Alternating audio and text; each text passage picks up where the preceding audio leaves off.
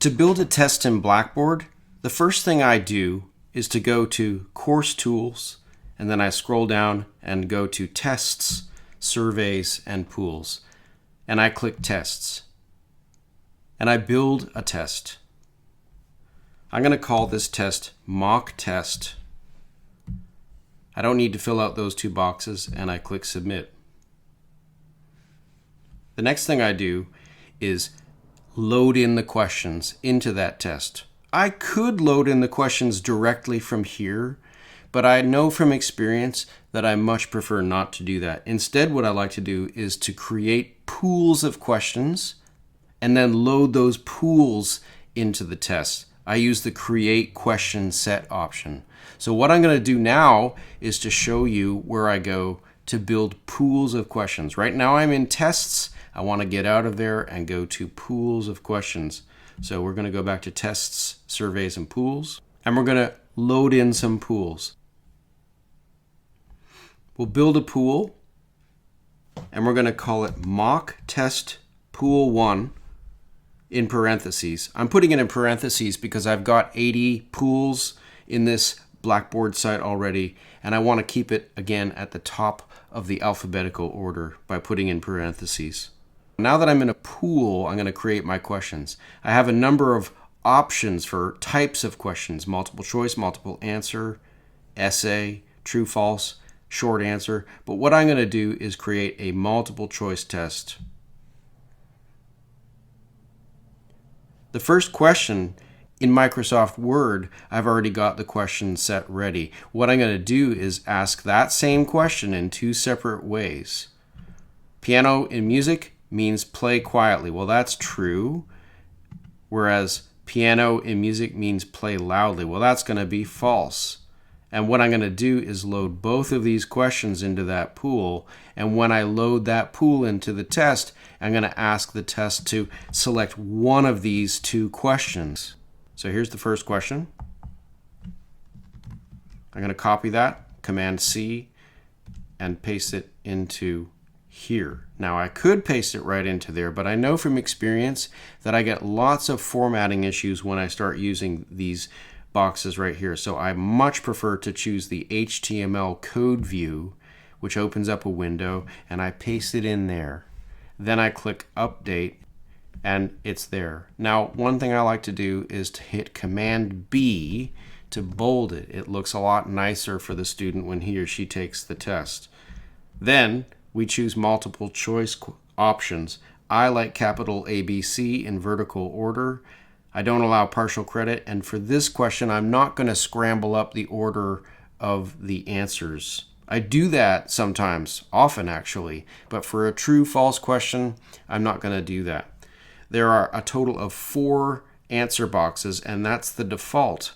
You could add another answer box if you have a total of 5 answers, or you can remove boxes, which is what I'm doing right now because I only want 2 answers. I recommend you set the number of boxes correctly first and then answer your questions. So I've removed 2 boxes, and I'm now going to answer the question. The first answer is true, and that's the correct answer. This is my answer key. I'm making the answer key by selecting that as the correct answer. Please be aware of that. And this is false. So I'm satisfied with that. If I look at the question, piano in music means play quietly, the answer is true. I've got all these figured out, and I've got 2 options, and the answer is true. I'm ready to submit. That's my first question. And it's right here. If I want to look at the question, I recommend you click that icon and you'll see the question displayed. It has the bold text. Piano and music means play quietly. It's true. That green check mark means that I answered my own answer key correctly. If you didn't answer the question correctly, and that can happen as the teacher when you enter these questions, you click Edit and you'll get back into that window again, and then you can change your answer or change your question or change the answers. But this question is good, so I'm going to go ahead and click Submit. I've gone ahead and made the second question of this pool down here. Again, we can check. This question is Piano and music means play quietly. That's true. This question is piano and music means play loudly. That's false. So this is correct. So we now have created a pool of 2 questions. And now I'm going to load them into the actual test. If I go back to Test Surveys and Pools, click Tests, there's my mock test, and I'm going to edit it. Instead of entering it from here, I'm going to use this menu and create question set.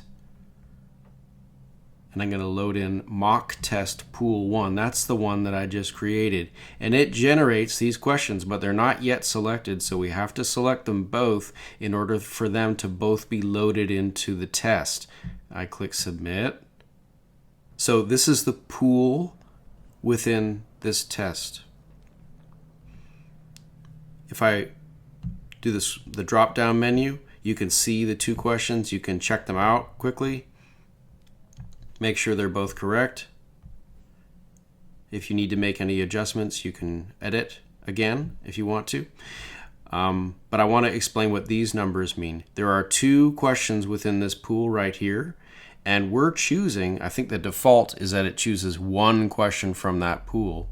If we wanted to ask 2 questions from this pool, ask both questions within this pool, we can change it to 2 by replacing the 1 with a 2 and then clicking submit. I will point out that you actually have to click submit. You can't press return on your keyboard and have it work. You actually have to click submit. And so now it's got 2 questions, and the test would ask both questions. But I want to ask just 1 question, so I'm going to change it back to that. If we go over here, this is points per question. I don't want it to be 10 points per question. I want it to be 1 point per question. So I'm going to just get rid of the 0. And again, I have to click submit in order for that to work. And you can see down here that the total points for this question, for this pool of questions where it's asking just 1 question, is just 1 point. So the next step is making the test available to the student. So I've created a left-hand link here called mock exam for the purpose of this demonstration. And you'll see that there's nothing in here. I don't have any content. The only thing that I will put in here is the actual test itself. Under assessments, we can go click test, and there's 2 ways that you can enter a test. You can create a test from scratch right here, which is something that I prefer not to do. The second option is to find the test that you want to submit. Well, we've created this test called mock test, and we're going to go ahead and submit it. Here's the title of the test, mock test, and I'm going to color it red because the student understands, at least in my classes, that they need to do something that's really important if it's colored red. And in this case, it's an exam or a test. I don't open my tests in new windows. I generally don't do that. I don't make the test available to students until I've completed the test. I don't do the announcements. If the exam is going to be a large exam, I'm not going to click this, and it would just be a 1 attempt effort by the student. However, for smaller tests, which I give on a weekly basis in my class, I do allow multiple attempts. So I click that and I put in sometimes 2 attempts. Sometimes I beef it up to 3 for my little smaller tests. And if that's the case, you have more than 1 attempt from the student, how do you process the grade? There's a number of options. I choose highest grade. Other teachers may choose to average the 2 attempts together, so I'm going to go with highest grade. I want them to complete the test in 1 sitting, so therefore forced completion is important. I set the timer for this test at 5 minutes because it's only a 1-question test. However, if it was a larger exam, say 70 questions, I might put it at 75 minutes.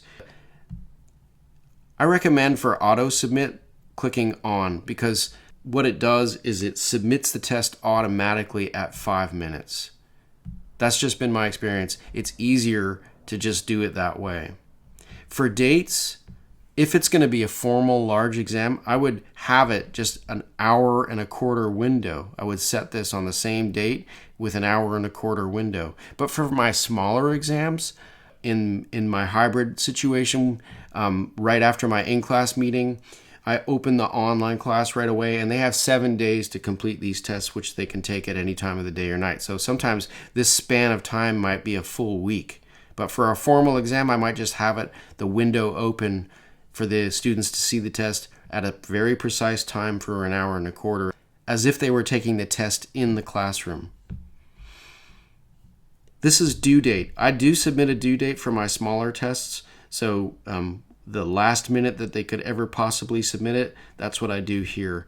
And if I don't want them to continue attempts, if there's multiple attempts, they're not allowed to continue multiple attempts after that due date has expired. I unclick this because I don't normally have my tests be part of the grade center score calculations. And I also unclick this because I don't want the students getting feedback right away on how they did on the test, because I don't want them sharing the correct answers or the incorrect answers that they got with other students. I don't want that correspondence, so I unclick that. This area refers to the way that the questions will display when the student takes the test. So for my smaller exams, I prefer to display them all at once, and I randomize the question order. That way, there's some randomness, and it makes it a little bit harder for the students to share answers collectively. For a larger exam, I'm thinking that I'm going to display the questions one at a time. This prohibit backtracking option, I feel, might be too strict of an option, so I'm going to leave it unchecked for now.